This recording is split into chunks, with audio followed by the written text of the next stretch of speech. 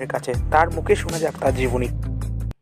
নমস্কার, আমি ভগবান গাঙ্গুলির সপ্তম পুরুষ।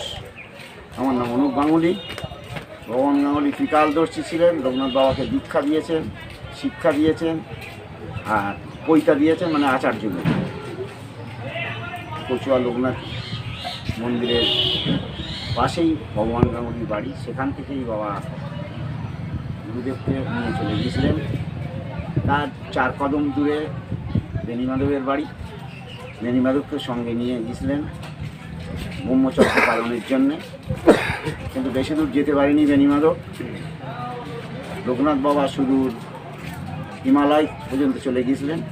সেখান থেকে সিদ্ধি লাভ করে বারোদিকে ফিরে চলেছে। বেণীমাধব তরণে এসছি বাবা লোকনাথের বাল্যকালের বন্ধুর কাছে।